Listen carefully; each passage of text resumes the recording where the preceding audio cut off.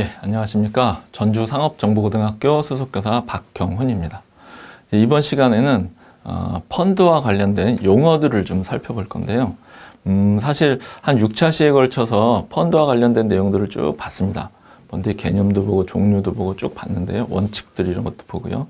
그래서 사실은 그런 내용들을 보기 전에 용어를 사실 먼저 보고 가는 게 조금 더 좋을 수도 있습니다. 근데 이제 조금 뒤에 배치한 거는 이 내용들을 좀 보면서 용어에 조금 익숙해진 다음에 나중에 용어를 정리하면 조금 더 와닿을 수 있겠다 해서 용어를 좀 중간에 뒤쪽으로 좀 빼서 정리를 했습니다. 근데 이제 들으시는 분들이 내가 앞에 펀드 내용을 듣기 전에 용어와 관련된 걸 먼저 보고 싶다. 그러면 이번 차시를 먼저 보시고 앞에 내용들을 보셔도 크게 상관은 없을 것 같습니다.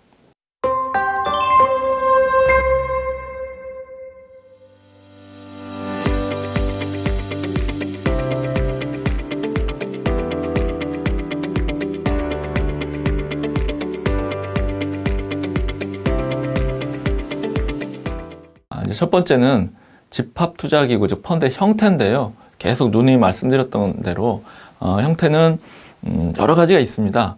크게 제가 두 가지를 주로 말씀을 드렸는데요.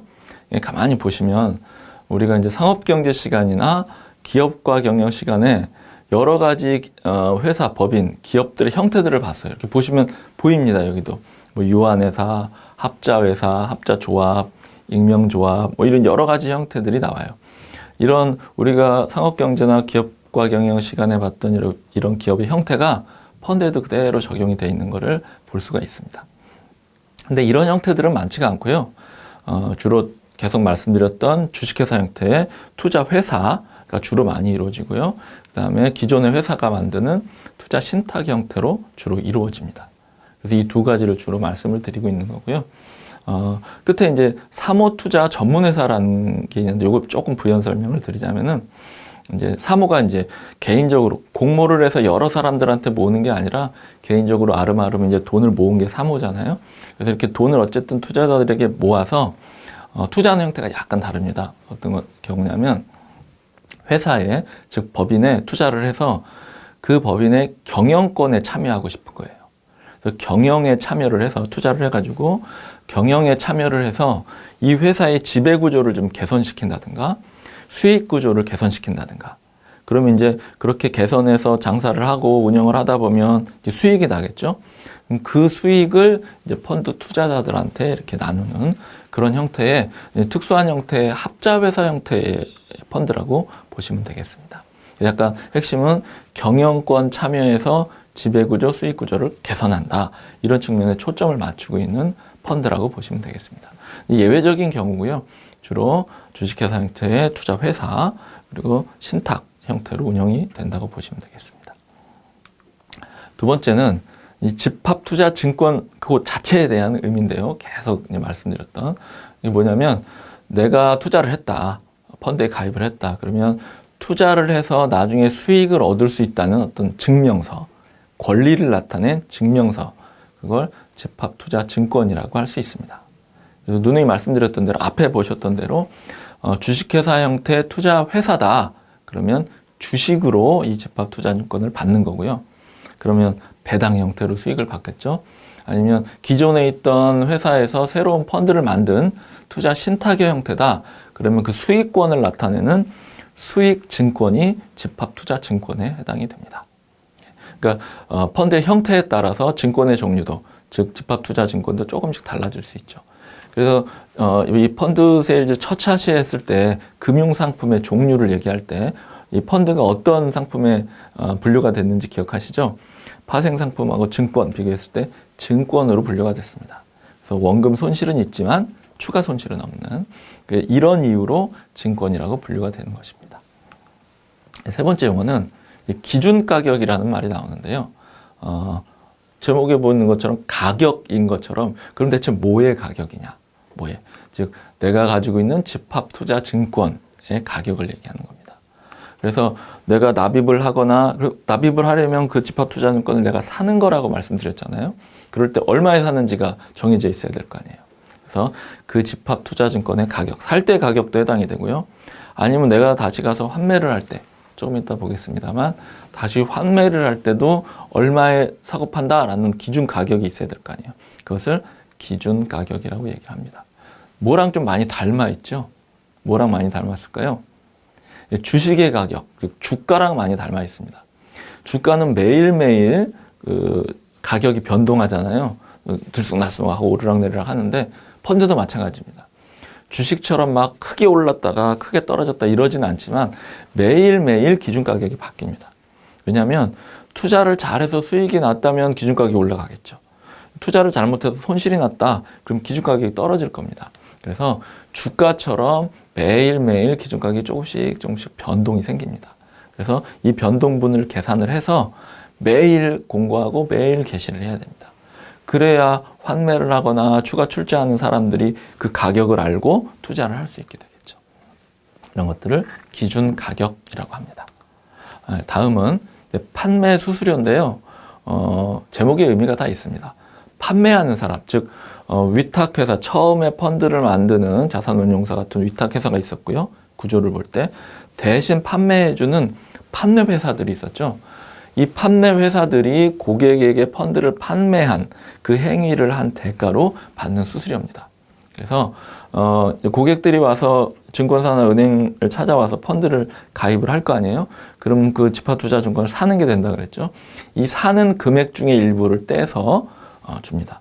또는 환매하러 왔다. 그럼 환매해주는 그 금액 중에 일부를 떼서 판매회사가 해준 대가로 받아가는 수수료라고 볼 수 있습니다. 그래서 방금 말씀드린 대로 납입을 하거나 환매해간 그 금액의 100분의 2 한도에서 떼가지고 판매회사들이 가져갑니다.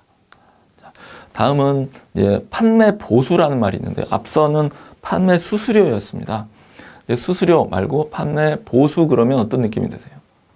약간 좀 늘 받는 월급 이런 느낌이 듭니다. 예, 맞습니다. 판매 수수료는 납입을 하거나 환매를 했을 때 그 금액에서 일정 부분을 띄워주는 거였는데 판매 보수는 판매회사가 용역을 제공하잖아요. 판매도 하고 판매도 하고 여러 가지 용역들을 일을 하잖아요. 그 일에 대한 대가를 지급해 주는 겁니다. 그러니까 환매를 하거나 납입을 하는 그런 어떤 이벤트, 특정한 행위에 대한 대가가 아니라 평상시에 늘 하는 일, 관리해 주는 일에 대한 월급을 준다고 생각하시면 돼요. 그래서 또 한 가지 중요한 건 앞서 판매 수수료는 그 거래된 금액에서 떼줍니다. 근데 이 판매 보수는 모아진 집합 투자 재산이 있잖아요. 거기서 일정 부분을 예를 들면 뭐 100분의 1 안에서 그 안에서 월급 형태로 떼주는 겁니다. 그리고 이런 거에서 이제 펀드 매니저들한테 이제 월급이 간다고 볼 수 있겠죠. 다음은 이제 설정이라는 말을 계속 사용을 해왔었는데 펀드에 돈을 넣고 펀드를 만든다, 구성한다, 설립한다 라는 의미로 펀드를 설정한다 이렇게 표현을 합니다. 즉 내가 펀드를 만들어서 딱 세웠어, 구성했어. 이걸 설정 이렇게 얘기를 합니다. 그래서 이렇게 설정하게 되면 뭘 발행한다 그랬죠? 예, 주식이나 수익증권 같은 집합투자증권을 발행할 수 있게 됩니다. 이런 상황을 펀드가 설정됐다 이렇게 표현을 합니다. 그래서 이제 추가로 출자를 하는 형태가 될 수도 있겠죠. 회사 형태로 설립을 했다면. 예. 다음은 이제 환매라는 표현인데요. 쉽게 얘기하면 내가 투자한 펀드를 가서 인출해내는 겁니다. 돈을 빼오는 거예요. 다시 투자금을 걷어들이는 건데 여기서 이제 조금 한번 개념을 생각해야 될 부분이 뭐가 있냐면 우리 같은 일반인들이 보통 은행에 가서 펀드에 가입한다라는 건 어떤 의미로 받아들이냐면 우리가 지금까지 계속 배웠던 대로 수익증권이나 주식 같은 집합투자증권을 산다고 생각하진 않습니다. 잘. 왜냐하면 가서 펀드에 가입하면 통장을 하나 줘요. 통장같이 생긴 거예요. 그럼 거기에 내가 투자한 금액이 쭉 적혀 있습니다. 가서 또 추가로 투자하면 또 금액이 적혀 있고요. 또 수익이 났다 그러면 수익이 적혀 있고. 그러니까 우리가 보통 예금에 가입해서 돈을 입금하고 이자를 받는 거랑 똑같은 형태로 관리가 돼요. 그렇다 보니까 내가 집합투자증권을 사서 펀드에 투자했다는 인식보다 그냥 가서 예금한 것처럼 그렇게 보통 사람들은 인식을 합니다. 그래서 그냥 편하게 거래를 하는 거죠. 이게 사실은 펀드가 대중화됐다는 의미이기도 합니다. 그래서 내가 집합투자증권을 샀어 인식을 하든 그냥 예금한 것처럼 인식하든 우리 같은 일반 투자자 입장에서는 큰 뭐 차이는 없죠. 어쨌든 그런 식으로 운영이 되기 때문에 내가 가서 이 통장처럼 생긴 걸 가지고 가서 돈을 찾는다라고 우리는 그냥 생각하지만 엄밀히 따지면 제가 가지고 있는 집합투자증권을 은행에 판 거고 다시 은행은 고객한테 팔았던 집합투자증권을 다시 사는 것입니다. 그래서 이걸 우리가 출금이라고 얘기하지 않고 펀드에서는 환매 이렇게 얘기를 합니다. 다음은 환매 수수료인데요. 우리가 앞서 어떤 수수료를 한번 봤었죠? 예, 판매 수수료를 봤었습니다. 근데 이번엔 조금 달라요. 환매 수수료입니다. 이건 뭐냐면 말 그대로 고객이 와서 방금 말씀드렸던 대로 이제 출금을 해갑니다. 집합투자증권을 팔아넘기고 출금을 해가요. 이때 이제 수수료를 매기는데 그럼 앞서 우리가 봤던 판매 수수료랑은 뭐가 다르냐? 이걸 꼭 구분을 하셔야 되는데 이 환매 수수료는 판매자한테 환매를 해주는 그 판매사한테 주는 수수료가 아니에요. 그리고 그 거래 금액에서 이렇게 떼어내기는 하는데 그 사람들한테 주는 게 아니라 다른 데로 들어갑니다. 그리고 계속 환매를 할 때마다 수수료를 매겨요. 그러다 보니까 우리 같은 투자자 입장에서는 환매할 때마다 수수료가 나가니까 환매를 좀 덜 하게 되는 효과가 생깁니다. 또 한 가지 더 환매를 덜 하게 되는 효과가 생기는 이유가 또 한 가지 있는데요. 이게 판매 수수료와 가장 큰 차이입니다. 고객이 와서 집합투자증권을 환매를 하고 출금을 해가면 이 환매 수수료를 거기서 떼어낸다 그랬잖아요. 그럼 이거를 판매 회사를 주지 않고 다른 곳에 넣는다고 했죠. 어디에 넣냐? 기존에 있는 그 집합투자 재산들 있죠.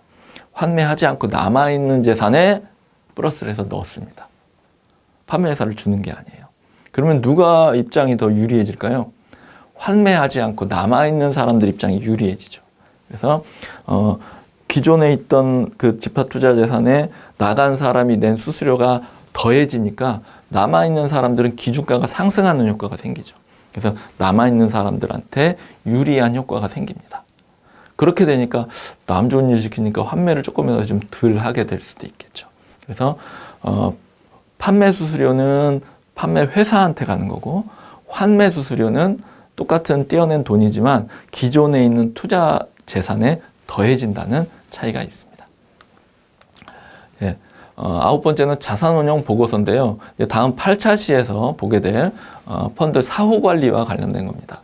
그러니까 투자자들은 투자를 하고 나면 내 돈이 대체 현재 어떻게 운영되고 있는가가 아마 궁금할 겁니다. 그때 보고서 형태로 일정 기간, 일정 그 주기마다 당신의 투자금이 어떻게 운영이 되고 있습니다. 수익은 얼마가 났습니다. 손실은 얼마가 났고 앞으로 이렇게 운영하려고 합니다. 라는 걸 알려주는 겁니다. 그 가장 대표적인 형식이 자산운용 보고서라고 할 수 있습니다. 이제 열 번째는 펀드 매니저라는 표현을 많이 쓰는데요. 우리나라 말로 자산운용사라고 얘기를 하기도 하고요. 투자 재산들을 어디다 어떻게 투자할 건지 포트폴리오를 구성하기 때문에 포트폴리오 매니저 이렇게 얘기를 하기도 합니다. 그래서 실제로 고객들한테 모은 돈을 투자하는 자산운용 전문가죠.